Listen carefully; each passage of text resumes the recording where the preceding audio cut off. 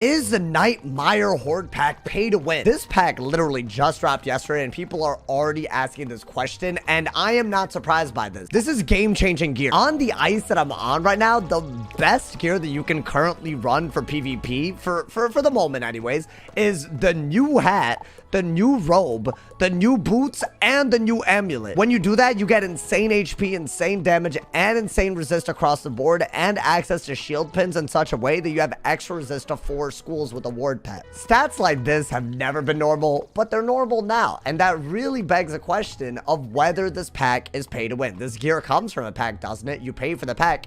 Is this pay to win? I think just to start this conversation, there's one thing very wrong about this pack already, in my opinion, and it's the fact that it just has a sheerly large number of drops that you can get. The sheer number of drops that you can get, in my opinion, severely dilutes the pool in a way where, let's say that I just want one piece of gear and I'm opening this pack.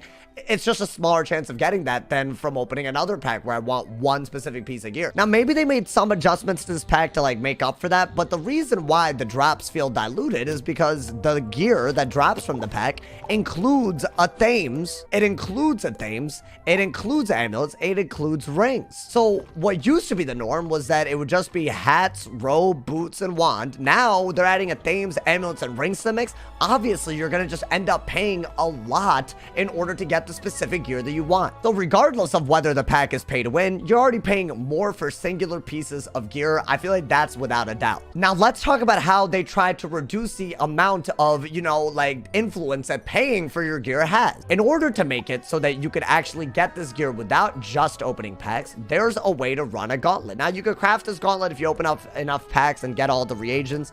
I think that's a little bit hard, but you could also buy the gauntlet with actual money, or you could just not do any of that and know somebody with the gauntlet and run it with them. A lot of ways to access this, free and not free. So what is this gauntlet like? Well, one, the gauntlet itself, lots of fun to go through. This gauntlet was a beautiful experience. I'm gonna be honest, I have nothing against the actual contents of the gauntlet, but I do think that it's a little bit iffy just because it runs into the same problems as the pack. You get basically 1 drop per run, and the drop could be anything. It could be a theme, a ring, an amulet. It could be anything, and you might not even get it for the school that you want. And I think that's the real issue when it comes to having this much gear in a pack. I think the drop tables on the pack and from farming are so diluted that it's just very, very hard to get what you want. And I think when it comes to the discussion around pay to win, I genuinely think most people don't think that things like this are pay to win, even though they'll call it that. But really, it's how much you're paying to avoid how much inconvenience. And I feel like in this case,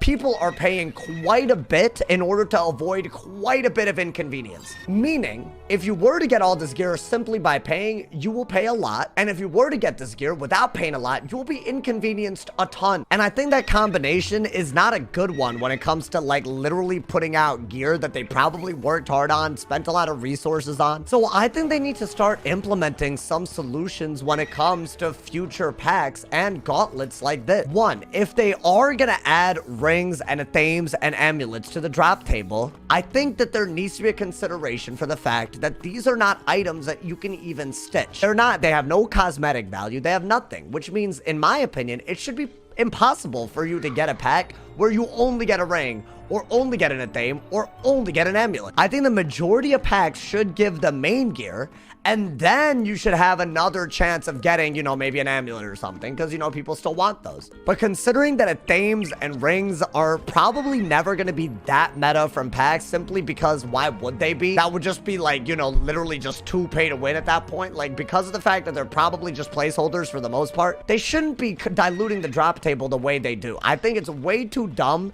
to open a whole pack, get a piece of gear, but because it's a theme or a ring, that piece of gear is utterly useless. You can't even stitch it to look cool. And beyond that, I think they need to look into a new pity system when it comes to gauntlets in general. Now, this gauntlet is actually, you know, pretty unique in the sense that there is a way to craft this gear if you run the gauntlet. Again, keep in mind, you could craft this gauntlet if you open up enough packs and get the reagents. You can buy it, or you could just run it with a friend. But at the end of the gauntlet, there are recipes for for crafting specific pieces of gear, right? Which is huge. We haven't had that type of specificity when it comes to getting pack gear ever before. However, there is a catch, as you might expect. In order to buy a recipe, in order to craft one of those pieces of gear at the end of this gauntlet, you need to have run the gauntlet 50 times. So let's say that I didn't have this robe, right, for my ice, and I was farming that gauntlet over and over again just because I wanted to get this robe. They're saying if I get unlucky and I just never get this robe and I want a way to craft this robe,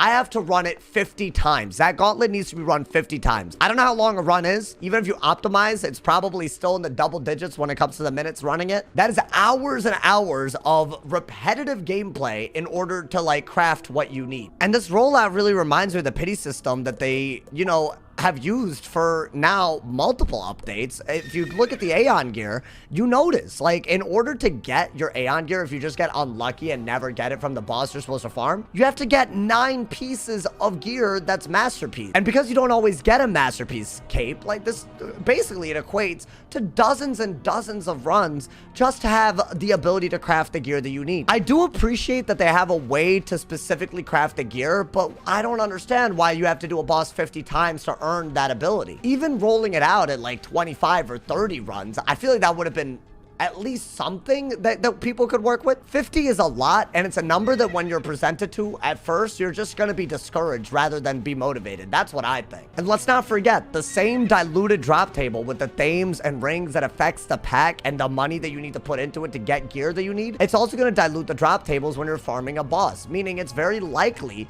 that you won't get the piece of specific gear that you need, and you will end up having to do a gauntlet like this 50 times to get specific gear if you're trying to not open a bunch of packs for it. This is the grayest of gray areas when it comes to answering the question of pay to win, because yes, you can painstakingly do this for free. But is that really the narrative that we want KingStyle to follow forever? Either pay or sell your soul for hours and hours on end to get gear that either looks cool or gets the job done when it comes to the stats? So I feel like if they are going to add craftable gear, I think doing a gauntlet 25 times to 30 times is fully reasonable. 50 is just too much. And when it comes to future packs where they put out gear like themes, like rings and amulets, these need to be secondary gear drops. They shouldn't be replacing the drop frequency of the main gear you're going for. Overall, though, I will say this, I actually really like the cosmetic look of the gear. I actually loved the gauntlet. It was one of the most well-designed graphically gauntlets that I've ever seen on Wiz. And the fact that they're staying ambitious with,